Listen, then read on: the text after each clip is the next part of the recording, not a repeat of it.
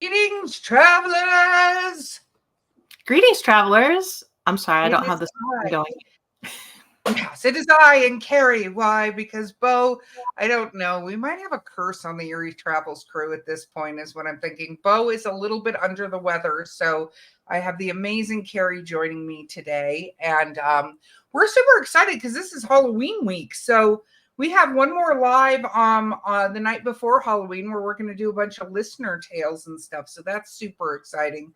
And I'm going to throw this in the notes of our podcast for our podcast listeners.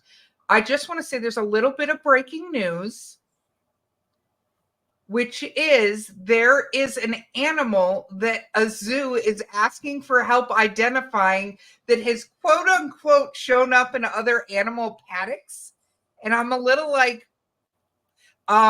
the zoo literally reached out with pictures of it. It's like, can somebody help us identify this? And I don't know what that says about the zoo, Kari. What are your thoughts? The pictures look really weird. I don't even know. That's true. Hopefully I it's have not no idea possible. what it is, but I want somebody to identify it and go, that's a blah. Like it's a simple thing. Like that's a possum. It's not a possum, by the way. I don't know what the hell it is. It's got a horn and everything.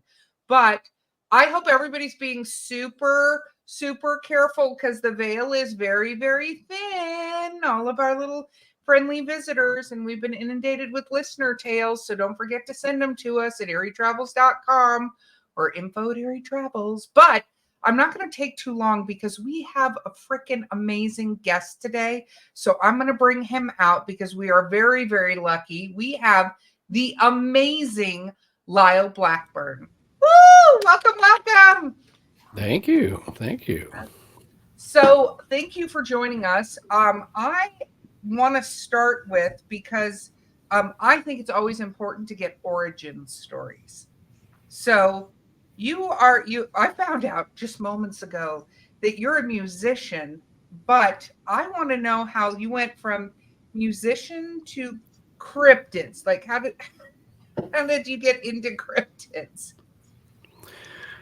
Well, it started on a dark and stormy night in Texas, of I course. love that. And this was just something I loved as far back as I can remember. I mean, first off, I remember liking movie monsters and anything scary or spooky, Halloween, everything like that. And then when I was in third grade, I got a book called Strange But True by Daniel Cohen. And it had all these strange tales, and it had a chapter on Bigfoot, Yeti, and the Loch Ness Monster. And that was the first I remember hearing of those. And of course, when I read this, it's like, I mean, Loch Ness Monster, but people see it in real life.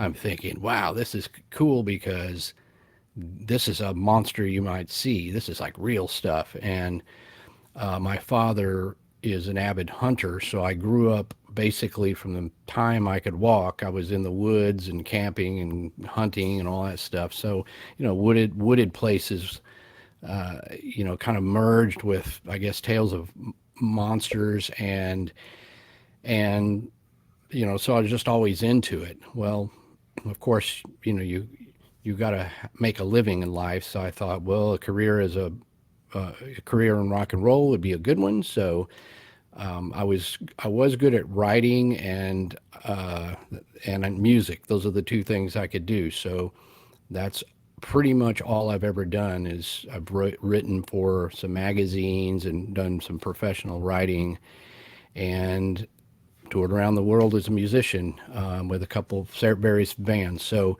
but in the process of that, I would always sit in the tour bus and read Bigfoot books, and while the other guys are partying or whatever, like, what are you doing? And or I'd watch The Legend of Boggy Creek. I found it at a truck stop on DVD once, and I watched it every night. I would be sitting in the van watching it on a DVD player while they were getting ready. And of course, I'd go in and I'd perform and play or whatever. But and then I wanted to write a book, and that resulted because I was working for Rue Morgue Horror Magazine. It's a big, widely circulated Yeah. magazine. And thought, man, I want to write a book. What is my favorite subject? I thought, The Legend of Boggy Creek. It says a true story. What is that story? And so I just kind of took a break from touring and stuff, and just went and wrote the book, researched and did all that stuff, and I just did it because I wanted to. And then within months, I was getting calls from television shows like Monsters and Mysteries in America, Finding Bigfoot. The Finding Bigfoot guys showed up at my book release party in Dallas. It was really crazy, Oh wow. and so I thought, well, this is awesome, and then got invited to speak about this and at various conferences. So I just went from there and found out that you could research this and write books and make something of it. That's very cool. So what about, so I'm not as familiar with the Legend of Boggy Creek. So for those that like me that maybe don't know it the way you do, obviously, what is the Legend of Boggy Creek? The Legend of Boggy Creek was a movie, a sort of a docudrama horror film that came out in 1972. And the movie was based on sightings of a hairy, scary Sasquatch-like creature in southwest Arkansas, which is only about 3 hours from where I live in Texas. I was born in Fort Worth and live in Dallas, Fort Worth. So this was very close to me. And I saw that movie in a drive-in sometime in the 70s. I was so young, I just don't remember many details other than the movie was awesome and it was like scary, and it was just the perfect blend of outdoors and this scary small town and a cryptid. So it was something that, to a certain age group, everyone saw that. I mean, it was a movie that was made independently in southern Arkansas, but it went on to tour in, of course, in movie theaters, drive-ins, and was on television in the late 70s. And anybody back in those days that was into cryptids, you had the Patterson Gimlin film, you had the show In Search Of, maybe Mysterious Monsters, movies like that, and The Legend of Boggy Creek. So a lot of your, notable Bigfoot researchers or cryptid researchers, Lauren Coleman, Cliff Barrickman, all these guys had seen The Legend of Boggy Creek, so it was instrumental in sort of inspiring us because it was done in a docudrama format. And so myself included, especially because it was my zone and my area, that it just fascinated me. Did I they think take a lot of liberties with the movie, or were they fairly accurate as far as that goes? It was very accurate, actually. It spans a time period from about 1954 to 1971, and reports of the creature didn't become public until 1971, in which a family was attacked, and then there was a bunch of other stories that followed up. So in the 71, there was all sorts of newspaper articles in the Texarkana Gazette telling about this, and then that kind of brought forth all these older stories that the old timers said, well, hey, there's been sightings down here, all kinds of scary incidents that they just didn't run to the press. Obviously, this was the Sulphur River bottoms, very remote, rural, rugged countryside.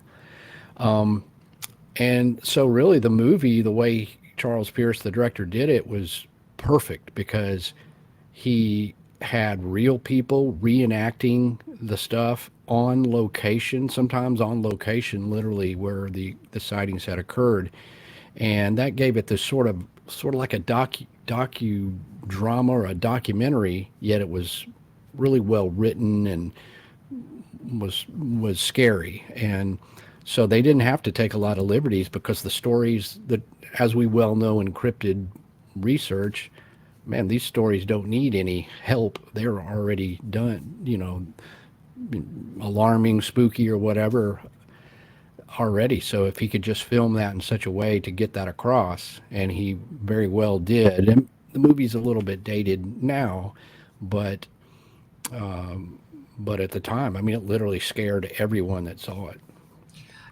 I wonder, because you researched it, they did a really good job, but this was a pretty large time period that these incidents were occurring. Did you find anything really unexpected when you went down your research rabbit hole on this? Well, yes, I kind of thought that I was going to be writing mostly just about the history of that time period of the creature and the making of the movie, and sort of it just fizzled out in the 70s or something. And the movie, I think that the movie, like the show notes or whatever, they would always say it started in the 40s. But I was surprised to learn that there had been sightings dating back even further once you kind of talk to those locals, and that there had been sightings that continued on to the 80s, 90s, 2000s that didn't have any press. No one really talked about that anymore. You know, the newspaper had moved on, and everybody kind of thought, that all happened in the 70s. But even since writing my first book, The Beast of Boggy Creek, which came out in 2012, I've written a case book and other stuff because I keep learning of new ones, and new ones keep happening, and more sightings, and man, it just keeps going. Yeah, I think it's interesting because when it comes to things with Sasquatch type creatures and stuff like this, it's the more that I've learned about it too, I just go, this isn't just one creature that's just sitting there. Like they tend to be, I think, more like packs or communities, whatever the right, we say a murder of crows. Do we have what happened? Is there a name for a grouping of Sasquatches? Is there like an official name for it? Yeah, I guess that gets tossed around. Is it big feet? Is it Sasquatches? One guy said Sasquattle. That we used to call him that. I thought that was funny. A Sasquattle sounds like it would have duck feet, and I love the entire picture of that. It's a Sasquattle with little duck feet. But we Um, need to come. Okay, I'm just going to throw this yeah, out to the community. We need to come up with a really good name because it's like a murder of crows. We need to come up with a really, great name for a clan of Sasquatches. So, but I yeah. think it's interesting because I feel like people sometimes think this is like a solitary creature by itself hanging out in this particular area and then not, but that's not the way evolution works. Even like it would be, is it immortal then? Right? So it kind of makes me wonder, is whatever that grouping of Sasquatches, um, uh, one of those things that is still there? Like, are they still in that area? Do you think they are? Yes, a bumble. A bubble That's a of good one. Bigfoot. Okay, Good Gordon. proposals. And I did like Clan of Bigfoots. That seems, a clan. It seems, because a lot of times you call regionalized people that have, they're in maybe the Yeah. backwoods. I don't know. That's a good one, but yeah, I mean, the movie kind of portrays it as a singular creature. He's very lonely. They give him a lot of empathy, and that makes the movie work. But when you start looking at it in sort of a more common sense thing, and you got sightings dating back, the earliest one I can date right there in that area is 1908, and we have sightings dating up to this year. Obviously, it's probably, if we even perceive that, if there are any sort of flesh and blood type thing, they can't be that old. So in order to propagate and all of that, there would need to be a number of them living down there, and that could very well be, and that would explain some of the differences in reports, because sometimes people report it and say it's got brownish hair or just very black or reddish, 7 feet, 5 feet. So you would presume that there's multiple individuals, and in this Sulphur River bottoms, a lot of that is still very undeveloped. Some of that part down there, it looks exactly the way it did in 1971 when the sightings were making the newspapers. So it's reasonable that there could be a clan or a bumble of creatures down in there, or whatever you want to call it.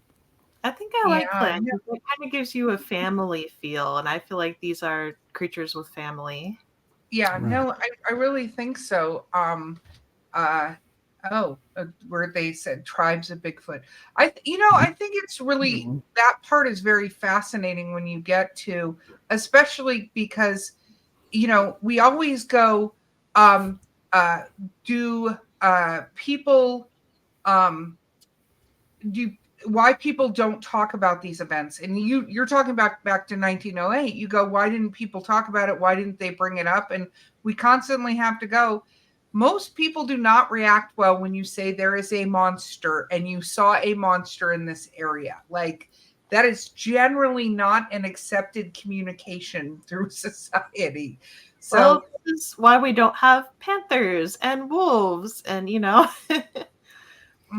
true. Yeah, I mean, your reputation, especially in times past, in your community was very important. And I think nowadays people are more likely to say it because they've seen numerous internet show or, cable TV shows and internet posts about people seeing Sasquatch. But, think about it in the 1940s and 50s, if you saw this, you're probably not going to tell your neighbors that you saw a big, hairy, they didn't even have the word Bigfoot, at this time. It looked sort of like a gorilla, or it was this weird, people just make fun of you. So Yeah. I think that a lot of those older ones, you can kind of get out of people now, but it was difficult back then. And they didn't even have a collective way to describe it because, especially in the South, Bigfoot, the term Bigfoot wasn't until the late 50s, but you're talking about something, you saw something in 1946. What do you call it? And especially down here, that's why the creature was called the Fouke monster. Yeah, it had other names, Jonesville monster, Fouke monster. Just depends on the how they referred to it. But the newspaper dubbed it the Fouke monster because all this took place close to a little town called Fouke, Arkansas. But yeah, so a lot of what I've done with my research and later, like my case book, has resulted from me getting to know more and more people up there and more people that would be willing to share their story that they wouldn't some years ago. And I just kind of keep adding those sort of, I've got this, report timeline of just, and I'll fit them in there wherever they happened. And it just keeps growing. Do you think, since you kind of sort of, and it sounds like when you stepped into this scene, you stepped into the scene. It wasn't like I wrote this little book. It was like I wrote this book and then everybody found out about this book, right? Do you think in now, since 2012 when you published this, we're like math 12 years later, what has that evolution been like in for you as a writer since that started? Because did you think when you published that first book, I'm just going to keep writing books about, monsters, basically? Like, was that your thought, or did that suddenly like evolve because of what the response to the book? Yeah, that's a good question because I had no really thoughts about other books. I just thought that would be a cool book, and I knew people were into Bigfoot, and I was starting to meet guys who were into Bigfoot and stuff. I never thought beyond that. And it's mind blowing to see how the timing, and of course, I picked a really good subject because I didn't realize the popularity of that movie among Bigfoot enthusiasts until I started appearing at conferences and stuff, and people would come up, "Oh yeah, I love that movie," or "It scared me to death," or whatever.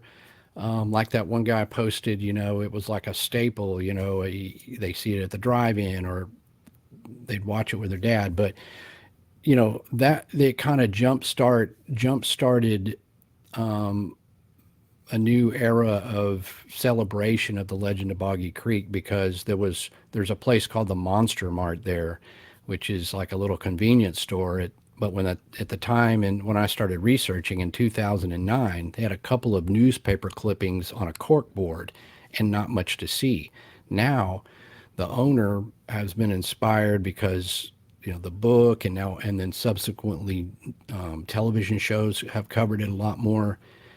It has this giant Bigfoot over the top of the building. We've done a museum in there where you can see artifacts, all this stuff, and even the Legend of Boggy Creek itself. It, it existed on basically bootleg DVDs and old VHS, and I could have never imagined that I would be involved with what came to be the restoration of the movie by Eastman Kodak, as I collaborated with Pam Pierce, the director's daughter, who got the rights, properly restored this from a good print that we found. We had to search for prints of it that were Oh, not wow. damaged. I mean, this was just in, just scattered about. And so, there's a new HD version of it, and I do a commentary track, a bonus feature, on this movie. And now every time a television show, I've been on The Unexplained and Monsters and Mysteries America, all the ones that have covered the Fouke Monster, I get interviewed. So it's so surreal to be, to just, I'm the kid who saw it in the drive-in, and now people, I'm writing more books and researching it. It's really surreal that all this happens. You've become the nexus of bringing people together over this. And I'm glad to do it. But I never had many thoughts of any of that. I just thought it was a cool story, and I wanted to know, because it always says a true story, on that tagline on the poster, and I'm always like, I want to know exactly. I want to know which of these people were real, and what I learned, it was all real. And so Wow. yeah, it's really just built and built into far more than I could have envisioned. Oh my gosh. Okay, somebody had a question, then I'll go on to my next one. It says, Mr. Blackburn, do you think the Fouke Monster, Momo, and the Crawford County creature could all be the same Bigfoot or tribe of them? Well, the distance between some of those is quite far. Eastern Missouri to southern Arkansas is a really long way.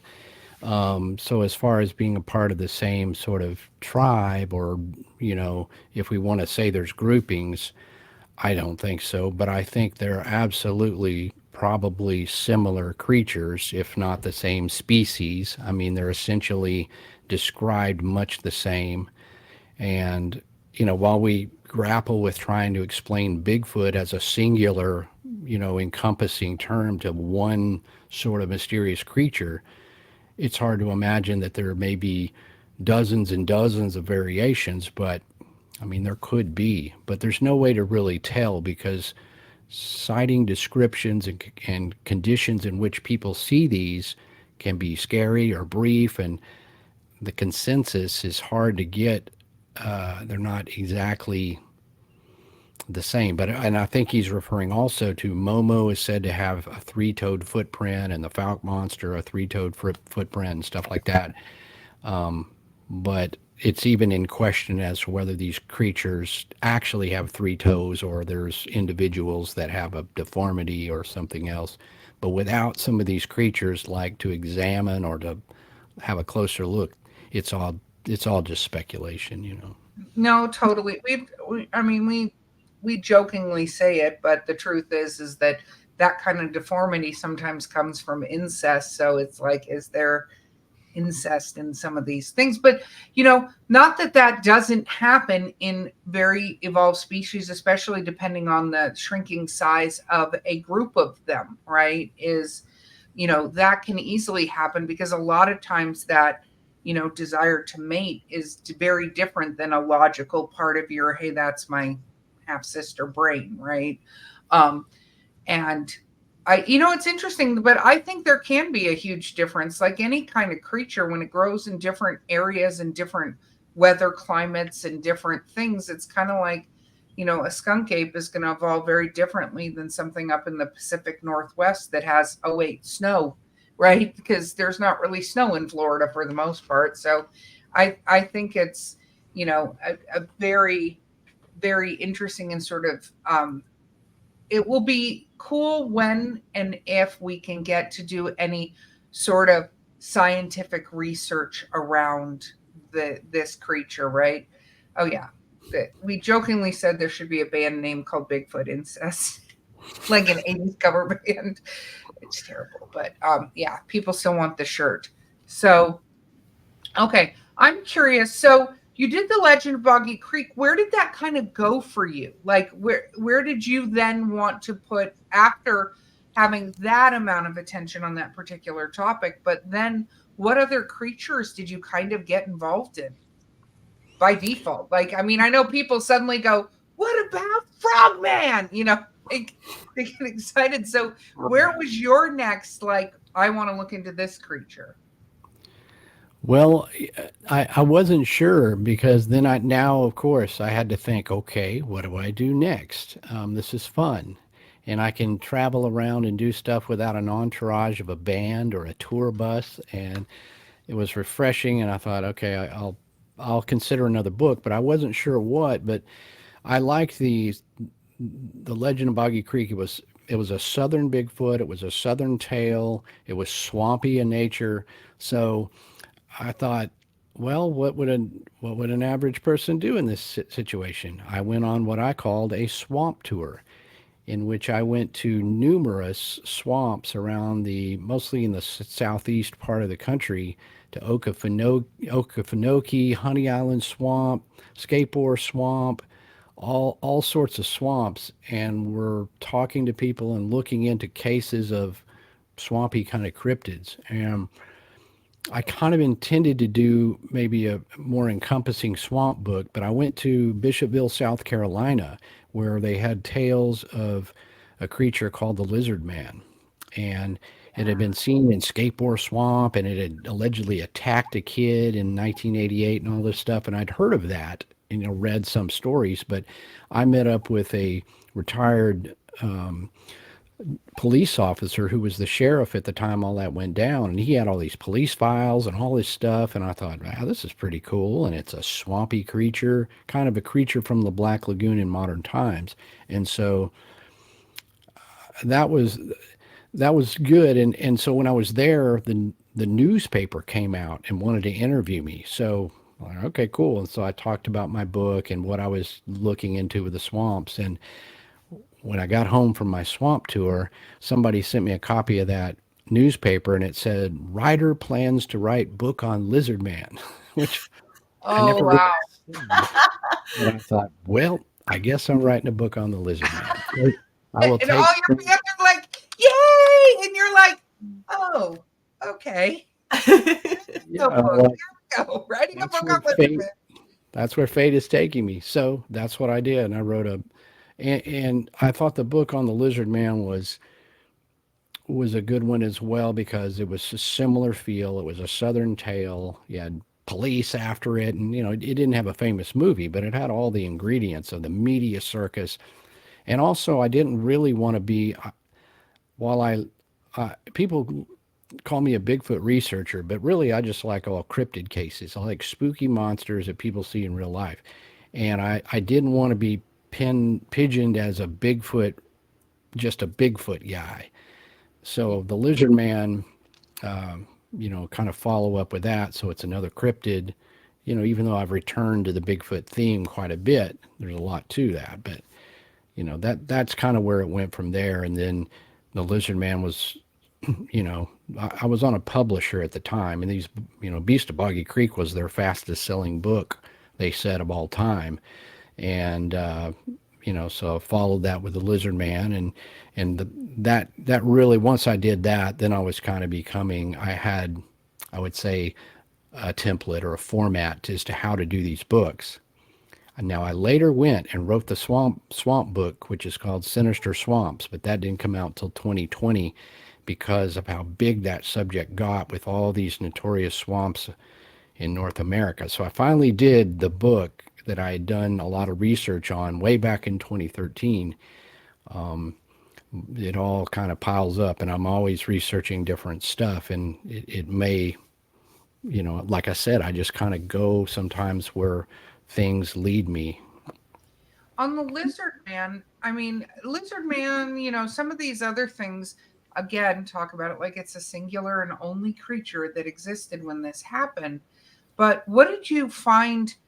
Because we talk about cryptids, which are, creatures, monsters, whatever. But what was like something you didn't expect to find out about that Lizard Man thing? Because there was a police report, right? There was there's a situation. How far did that go is to proving that something actually happened to that kid?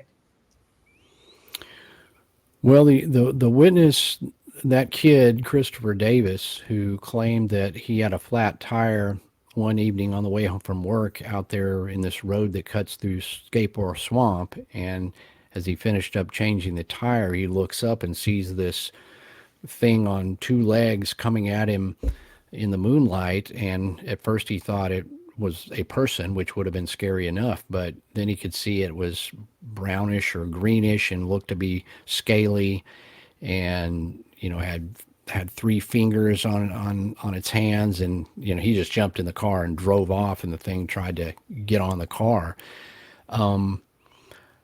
He was interviewed by Sheriff Truesdale, a guy that I knew. He's since passed away, but I spent time with him researching this.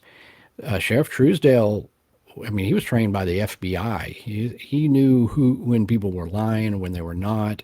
Christopher Davis eventually undertook a lie detector test and was thought to be, very truthful. Something happened to that kid. He saw something he couldn't explain, and something we can't quite explain ourselves, because, the notion of a half reptile, half human or something like that, is a stretch biologically, obviously, unless we play in weirder theories or whatever. But there were other sightings, and what I was surprised, and I have the witness statements, because those police, they took them, and they would take these witnesses. In one case, a family of 4 people saw this at one time.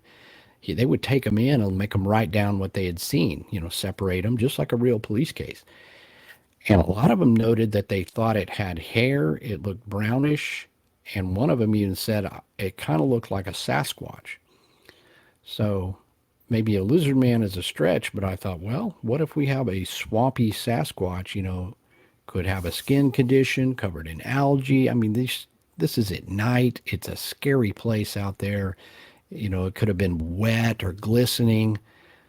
Maybe that's a little more plausible, even though we're explaining one cryptid with another one, which most people would say, well, that's not logical. But hey, we have a lot of Bigfoot evidence, and it seems plausible. So, maybe it was that. But the cool thing I like is they all have these regional names, like the Fouke Monster, Boggy Creek Monster, Momo, Crawford Creature, the Lizard Man.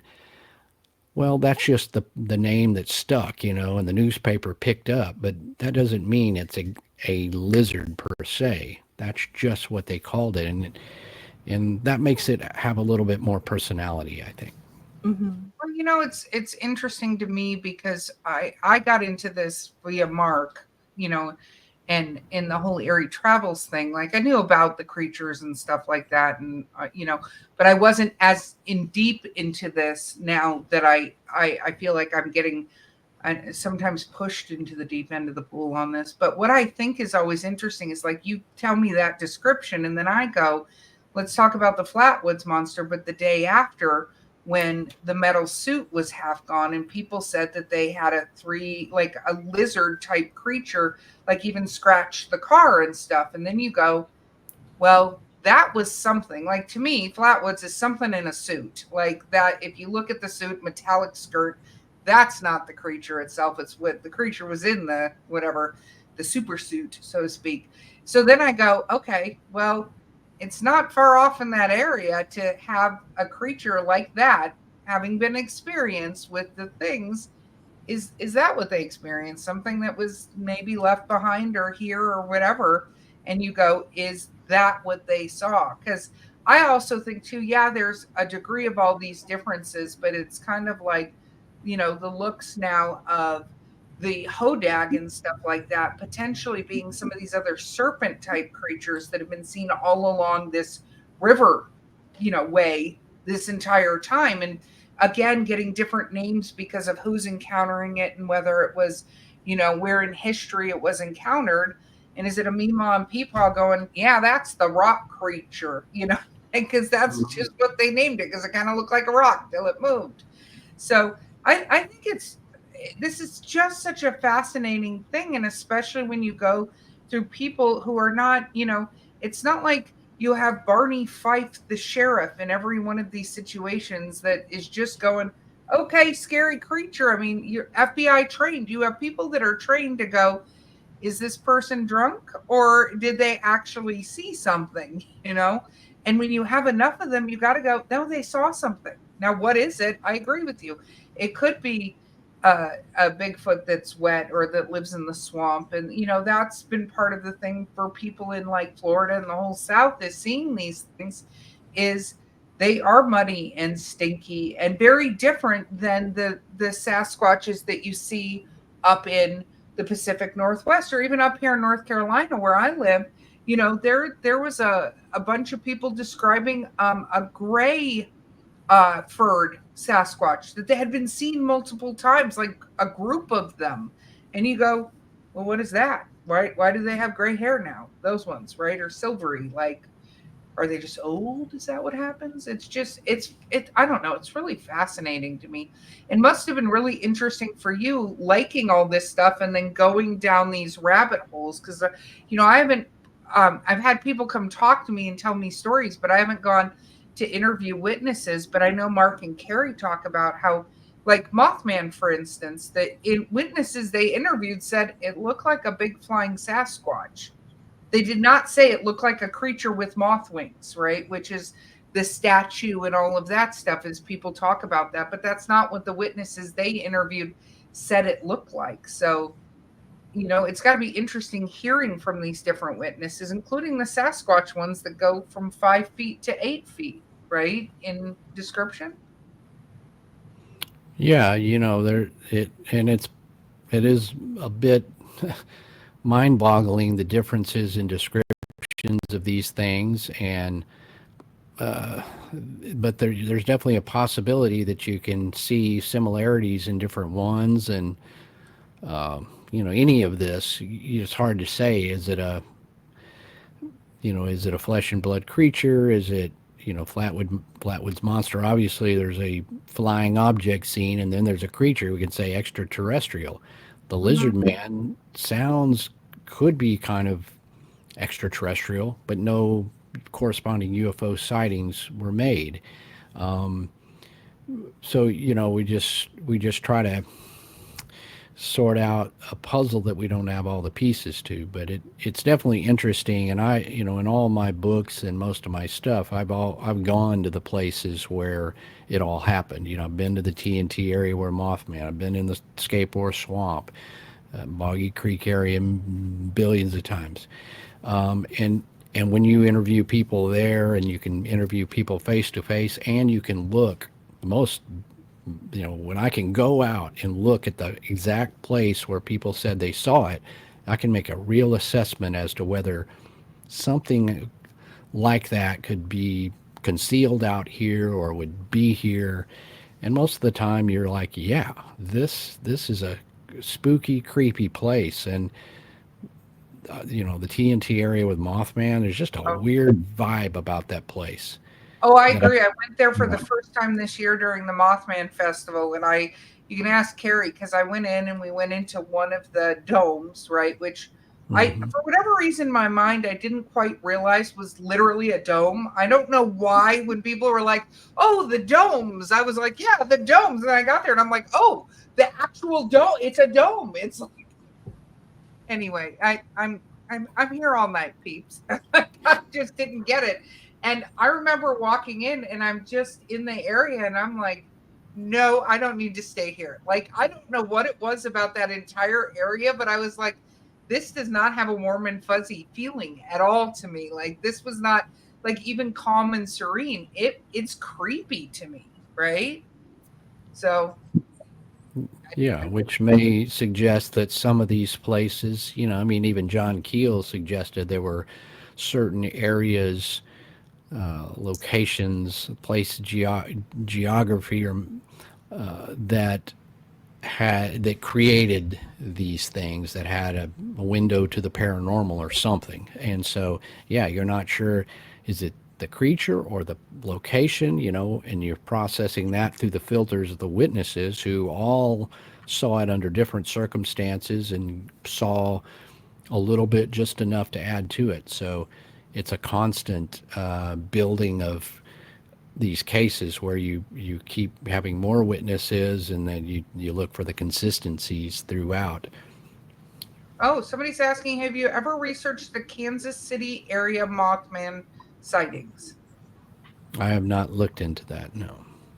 I haven't looked into that. Has Mark looked into the Kansas City ones?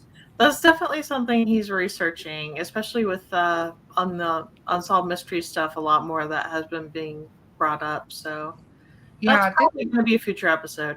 yeah, I was going to say they sent us a bunch of videos because we said something about that. And so they just sent us a bunch of videos that were turned into them about Mothman. I don't know if they're doing an I Told You So. I haven't looked into it yet, but they might be doing an I Told You So. And then I will completely eat crow on that situation. I didn't say it didn't happen. I just was like, oh, this is interesting, all these people. And then, you know, um, it to me, it was very, very like, they were suddenly were like, here, have all the videos, and we're like, okay, we'll look at the videos. So what are you working on now? I know you have a couple events this year, and then you're gonna take a little bit of like a breath here in life and the universe, but what is your next project that you're working on? Well, I don't really have a next exactly. I just finished a book that I've been working on for a while about the Lake Worth monster, which is a one very close to where I live in Fort Worth, and that's sort of as much my hometown monster as any. And so I wrote a book on that just because I keep getting asked by the library and stuff to speak on it. I thought, well, I should write a book. What is the Lake Worth That's how it monster? works. Without giving away what's coming out in the book, what is the Lake Worth monster? The Lake Worth monster was a case that started in 1969, and it was initially described by the original witness as a white, hairy, upright goat man type thing. And it came out in the Fort Worth Star Telegram, which was the huge newspaper here in Fort Worth. And that resulted in the next day having 30 or 40 people seeing something run up on a ridge. You had 30 witnesses at one time, including police officers. Police looked into this. A lot of crazy stuff went on, but the subsequent witnesses mostly described it more in terms of a white ape-like creature, sort of a white Bigfoot. So you kind of have it kind of crosses the line between Goat Man and Bigfoot, just very much a monster in the woods kind of thing.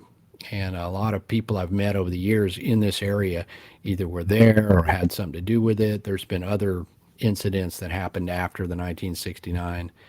And, it just kind of circles me with all this sort of stuff until I can just sort of take it all and lay it out into a book. Because the newspaper will still bring this up every so often, a retrospective and stuff. And there was a book written in 1969, but it didn't encompass all the stuff. So that's that creature, and it's another one that just I like these regional monsters that have a name and it has some newspaper coverage, and monster hunters went after it, and just all those ingredients like the other ones.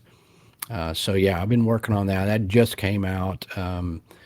And the city of Fort Worth and their nature center just hosted last 2 days ago the Lake Worth Monster Bash, which was the 55th year anniversary of the original newspaper article. So I mean, this is something. I mean, the city backs this, and we drew more than 2,000 people, which helps fund the nature center. It's a big chunk of land out there near this Lake Worth, north of Fort Worth. So it's always great to kind of give back to the community and raise money for good stuff like preserving pieces of nature where kids can go. And so that I've been working on a lot of that and done so many events this year, more than I ever have. I still have 2 to go. Wow. And so then I'll take a break to then kind of see what I want to do next. I may always have ideas, books that I'm almost writing in my head, but I don't really have a specific, thing to just run right to next. See, now I'm wondering if this creature is related to the Pope lick.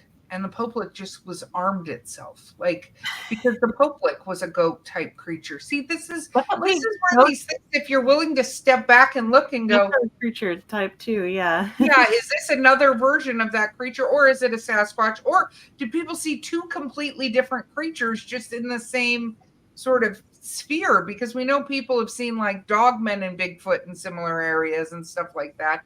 Just gets me going. Like, is this? But I love when the communities embrace it too. I think that's so important because it's a part of history. It really is. I mean, that many people, it's not like we always make jokes about the veggie man, the one guy who's, admitted he was high on mushrooms that saw the vegetable flying saucer man. You kind of go, we're not going to write that one down. Like, that, we'll note it, but we're not going to do a whole bunch of research into the veggie man if one human who admittedly was high on mushrooms saw it. But 30 witnesses to this thing, you got to go, well, they're not all wrong, right? Yeah, again, people saw something and it was, got a lot of, it was what we would call viral today, but back in the newspaper at the time when people read newspapers, it was a big deal. But yeah, I mean, in my book, I kind of addressed that sort of, okay, what is a goat man? Because, most people are familiar with the concept of a Bigfoot, but goat man's a little more like urban legend meets cryptid somewhere in there. And so I do discuss like the relationship to the Poplik monster and the Maryland goat man, which is probably the most famous cryptid goat man. And how are those things related or not related, and what are similarities to it? And those are really interesting things. I also just love the phenomenon of people's of folklore, how our fascination with monsters, and how a lot of these transform to modern cryptid or paranormal research. And it's because these things have been with us all along, and they're just known as different things. I mean, even religion has all these sort of like guys with gods with lizard heads and all that kind of stuff. And so we've always been fascinated with it. And do we speculate that they've always been here and people see them, but it's our filters and our society as to how we spin it. It's a god, it's an alien, it's a cryptid. But no matter what, the bottom line, you have things that people see that we just don't have a grasp on. We can't say what they are. We can only say that rational, normal people run into things that are presumably unknown. No, I love that you said it like that, because I mean, even at the beginning of the show, we talked about the zoo who sent a picture out of this.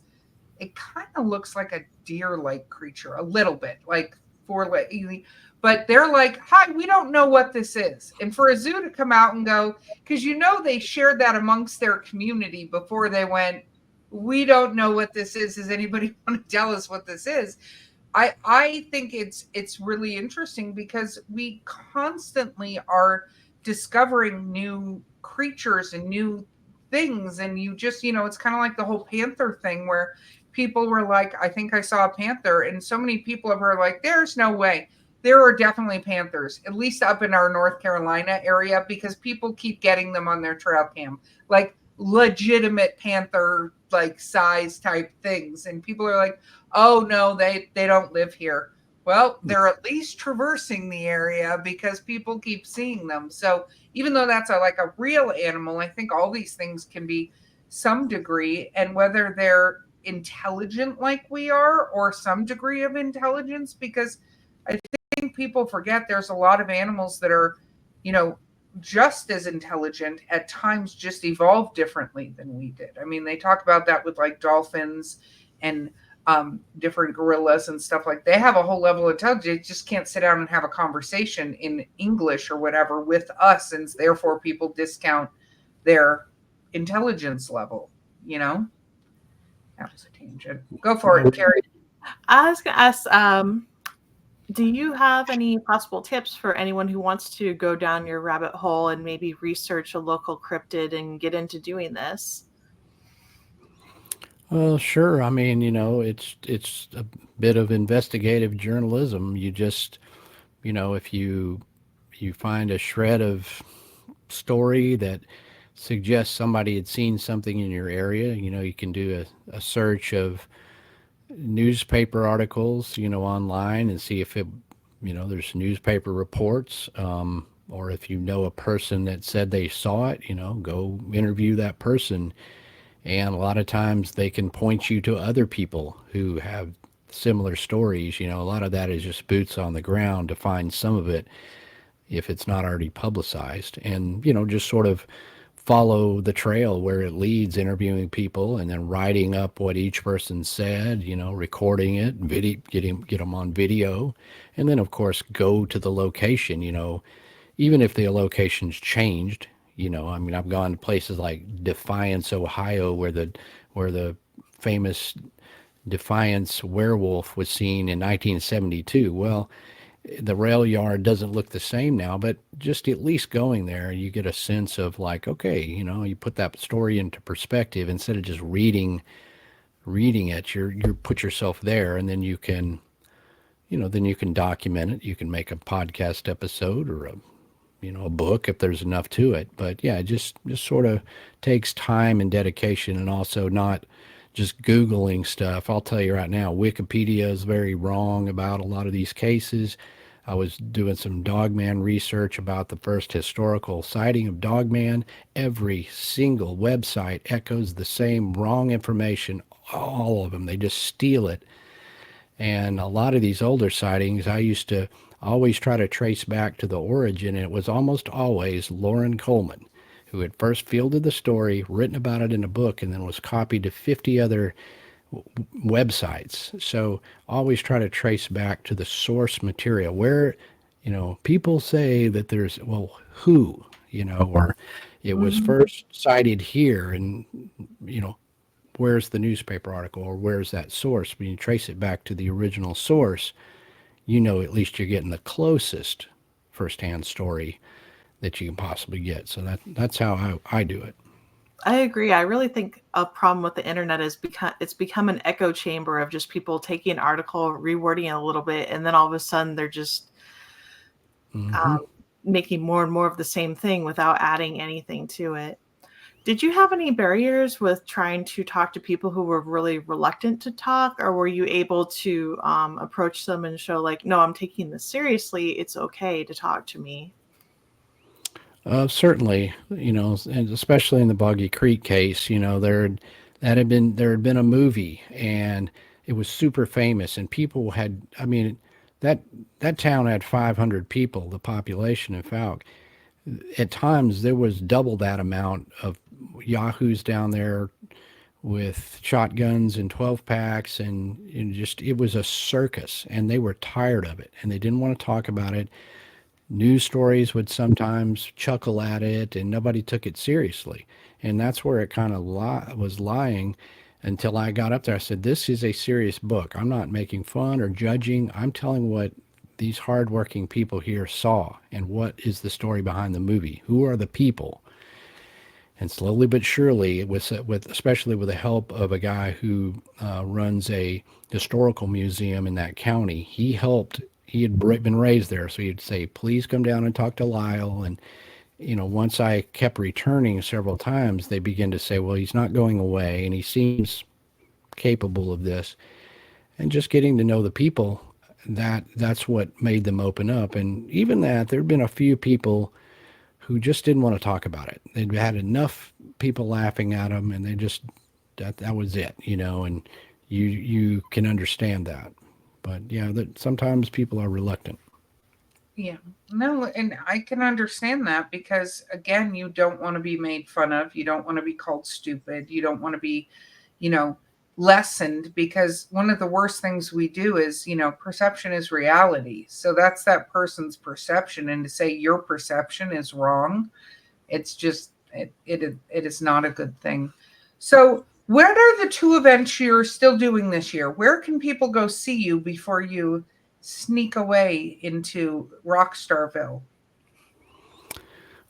Well, there's one coming up November 9th in Waxahachie, Texas. It's a paranormal event.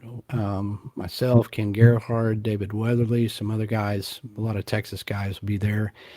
And then the following weekend, November 15th and 16th, I believe, I will be at the Toledo Bend Bigfoot Symposium, which is in Zwolle, Louisiana. The There, Toledo Bigfoot Symposiums in Louisiana. yes. Okay, just want to make sure I heard that correctly. Yes, Toledo Bend in Louisiana. And that'll be a good one because Louisiana is starting to have a few more events like this. So this is their first year for that. But myself, Russ Accord from Expedition Bigfoot, and other notable researchers will be at that as well. So that'll be a fun one. I love to go to Louisiana. And so yeah, a couple more events. This is the most I've had in 1 year. There's just a lot of them, and they're fun. I like to do them, but yeah, I'll be looking forward to some downtime so I can think about research and actually get out in the woods, because once hunting season's over, then it's like cryptid season, even though it's colder. But down here in the south, the bugs and everything and the heat has been really bad this year. So I look forward to getting out when the woods have less people and less bugs. No, the less people with guns and less bugs are probably a good plan if you're going to hunt cryptids or try to find them. I did have a question. What is a very weird thing somebody has told you through all your research processes? What is something that you were like, there is no way that's possible? And then you research and found that it was, but it was so kind of unbelievable at the time you were presented with it. It was like, what? I mean, it's a decade of weird stuff being told to you. Yeah, no, I know. That's why I didn't know if there was one that came to mind, because every now and then, like even our listener tales, people say stuff, and I'm like, oh, that's really unpleasant that happened to them, But it's so different and weird that those kind of things have gone on. Right. I mean, I can't think of one that I found out was true, because ultimately a lot of these are anecdotal tales. I mean, certainly people have reported. I think the weirdest ones would be those times when somebody reports something in one area, and it may sound outlandish. Like, I mean, I had a guy who reported it wasn't a lizard man per se. This was like an upright walking alligator walking on two legs. And you're like, what? It just seems like a singular thing, but the guy was very credible. And then you'll hear someone, this could come a year later or any other time, someone else will report that in the same general area. And you're like, these people don't know each other. There's no newspaper article. It sounds like some crazy story that I'm entertaining. But once you have another person tell you that they had seen something similar and these two people don't know each other, now you're like, oh, okay, now we're on to something, and that's the weirdest ones for me, where they sound outlandish, but then suddenly you'll get a witness who corroborates that in some way. And that's one of the cases, that upright walking alligator, and there's other ones like that. It could be as simple as two people seeing a Bigfoot in an area that doesn't have Bigfoot sightings, but then now you got two people saying. But yeah, and I love those things, because the longer you do this and the more you kind of reach out, the more you can kind of build a case. Where there's one witness, there's always another one. I love that. Okay, where can That's people really awesome. find you? Oh, go ahead, Kari. I just wanted to share an anecdote since it happened over the weekend, and we were talking about different types of Sasquatches. We were at a downtown event, and this nice older lady came by the table, and she looked down at like one of my art prints of, I think it was the Grass Man, and she was like, he shouldn't be scowling, he should be smiling. They're actually really friendly. I talked to them, and she just kind of kept walking before I even was able to react to her saying that, but it was just very matter of fact. She was just letting me know, and I'm like, okay, now I'm gonna have to do some more friendly Bigfoot art, because obviously that's pretty cool. I love that, because she probably does go out and have tea with the Bigfoot, and like take them some cookies and stuff. Totally natural. It kind of reminds me of the Betty White with Lake Placid, where She's like, I hope it eats all of your sheriff's deputies. I love that because I'm like, there have got to be little old ladies that are out there just having tea with Sasquatch, right? Totally fine, normal day, right? Oh, so cool. Okay, well, where can people find you? Where's the best place to find all of your books and where you're going to be and stuff like that? The best place would be to visit my website at lyleblackburn.com, and that's got links off to, my various projects and works and everything I participated in, from books to movies to music. And, I'm on Facebook and Instagram as well. So, you can follow me on all of those platforms. Well, Lyle, I want to say thank you so much for joining us today. It has been so awesome to talk to you. Absolutely. Glad I could work it in. Wonderful, wonderful. Okay, travelers out there who are listening, here's my advice to you. The veil is really, really thin right now. So remember, when you're going out into those woods and you're looking for whatever else is out there with you, remember to be smart about it so that a giant walking alligator doesn't take you down. And with that, we will see you on the other side.